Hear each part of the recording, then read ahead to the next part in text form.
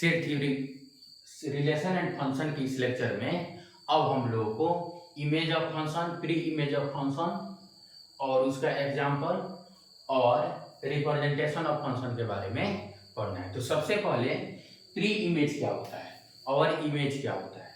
तो pre image क्या होता है, domain of the function is called pre image of the function, यानी डोमेन का दूसरा नाम क्या होता है, प्री इमेज होता है। डोमेन का दूसरा नाम क्या होता है, प्री इमेज होता है।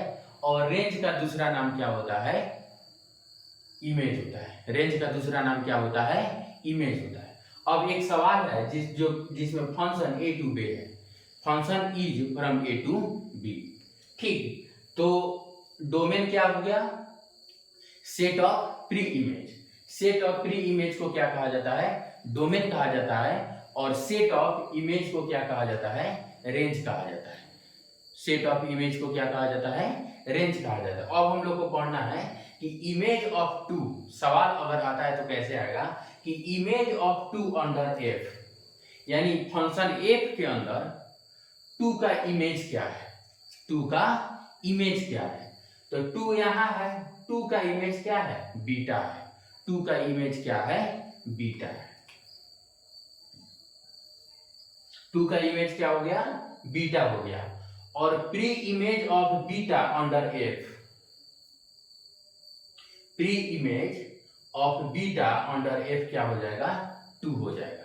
Pre image of beta under F is equal to क्या हो जाएगा, टू हो जाएगा। अगर हम पूछे image of three under F, image of three under F, तो क्या हो जाएगा, ए हो जाएगा। अब pre image of seven, pre image of seven under F, तो क्या हो जाएगा, वन हो जाएगा। क्या हो जाएगा, वन हो जाएगा। इसका मतलब कि set of pre image is called domain and set of images is called range. Set of images is called range, यानी रेंज को क्या कहा जाता है, इमेज कहा जाता है। और प्री इमेज को क्या कहा जाता है, डोमेन कहा जाता है। अब हम लोग को क्या करना है, रिप्रेजेंटेशन ऑफ फंक्शन के बारे में पढ़ना है। तो फंक्शन को रोस्टर फॉर्म में, सेट बिल्डर फॉर्म में, एरो डायग्राम और एक्सप्रेशन फॉर्म में क्या किया जाता है, रिप्रेजेंट किया जाता है। तो सेट बिल्डर फॉर्म का बहुत ज्यादा उपयोग नहीं होता है। हम लोग ज्यादातर उपयोग रोस्टर फॉर्म और एक्सप्रेशन फॉर्म का करते हैं और एरो डायग्राम का भी बहुत ही ज्यादा उपयोग होता है, यानी सेट बिल्डर फॉर्म का बहुत ही कम उपयोग होता है, ठीक। तो अब हम लोग को एफ एक्स फंक्शन को कैसे लिखते हैं, y बराबर एफ एक्स एक फंक्शन हो गया। इसको क्या प्रोनाउंस किया जाएगा, y is a function in x, y is a function in x। तो y क्या हो जाएगा, आउटपुट या रेंज या सेट ऑफ इमेजेस। y को क्या कहा जाता है, आउटपुट या रेंज या सेट ऑफ इमेजेस। और x को क्या कहा जाता है, इनपुट या डोमेन या set of pre images. y को क्या कहा जाएगा, रेंज, और x को क्या कहा जाएगा, डोमेन। x को क्या कहा जाएगा, इनपुट, और y को क्या कहा जाएगा, आउटपुट। y को क्या कहा जाएगा, set of images, set of images. और x को क्या कहा जाएगा, सेट ऑफ प्री इमेजेस। अब हम लोगों को क्या करना है, जैसे एक फंक्शन दिया है, अब एक्सप्रेशन फॉर्म में फंक्शन कैसे दिया रहता है, F X is equal to sine X, F X बराबर एक्स स्क्वायर और एफ एक्स बराबर 2/x। तो यह तभी डिफाइन होगा, ये तीसरा एफ एक्स बराबर 2/x will be defined only and only when x is not equal to 0।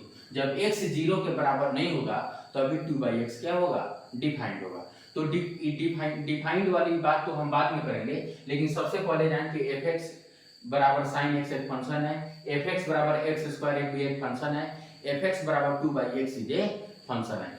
F X is equal to 1 भी एक फंक्शन है, वह कांस्टेंट फंक्शन होता है। क्या होता है, कांस्टेंट फंक्शन होता है। तो एक सवाल भी लाए हैं, वो सवाल भी करेंगे। जैसे फंक्शन दिया है एफ एक्स बराबर एक्स स्क्वायर, एफ एक्स बराबर एक्स स्क्वायर, तो x का मान हम क्या लिखेंगे, 1। तो यह क्या हो गया, इनपुट हो गया। तो हमारा आउटपुट क्या हो जाएगा, 1 का स्क्वायर, कितना हो जाएगा, 1। एफ एक्स बराबर 2, x का मान क्या लिए, 2 लिए, तो y का मान कितना आ जाएगा, यानी x स्क्वायर का मान कितना आ जाएगा, 2 टू द पावर 2, यानी 4। यदि एफ एक्स बराबर 3 ले लेते हैं, एक्स बराबर 3 ले लेते हैं, एक्स बराबर क्या ले लिए 3 ले लिए, तो एफ 3 का मान क्या हो जाएगा 3 का स्क्वायर, इसका मतलब 9। 3 का स्क्वायर इसका मतलब क्या हो गया 9। तो यहाँ इनपुट क्या हो जाएगा 1 2 और 3, यानी डोमेन क्या हो जाएगा 1 2 और 3, सेट ऑफ प्री इमेज क्या हो जाएगा 1 2 और 3, और सेट ऑफ इमेजेस क्या आ जाएंगे 1 4 और 9, यानी रेंज क्या आ जाएगा 1 4 और 9, और इमेजेस ऑफ द फंक्शन क्या हो जाएगा 1 4 और 9। अब हम लोग एक सवाल है, फंक्शन इफ एफ एक्स बराबर एक्स स्क्वायर, कोई फंक्शन दिया है जो एक्स स्क्वायर के बराबर है, और फाइंड एफ 1.1 माइनस f1 बटा 1.1 माइनस 1। तो इस सवाल को यहां करते हैं।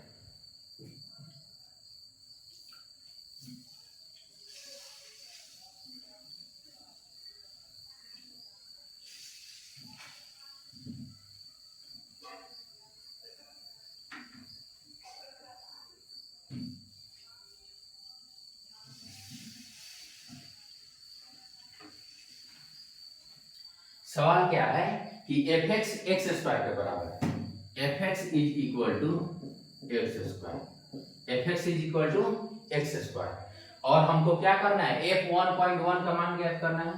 तो एफ 1.1 क्या हो जाएगा 1.1 का स्क्वायर, कोई दिक्कत नहीं, फिर f1 क्या हो जाएगा 1 का स्क्वायर, कोई दिक्कत नहीं।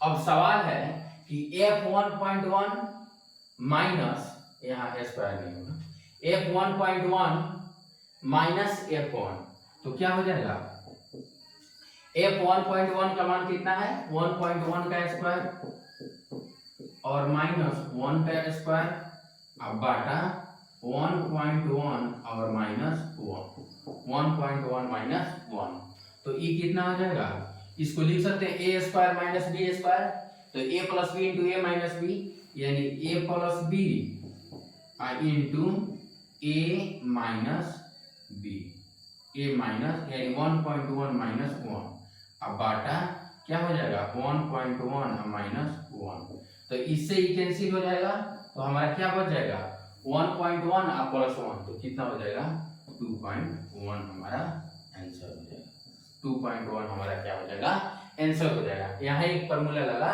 ए square minus B square is equal to A plus B into A minus B, A plus B into A minus B.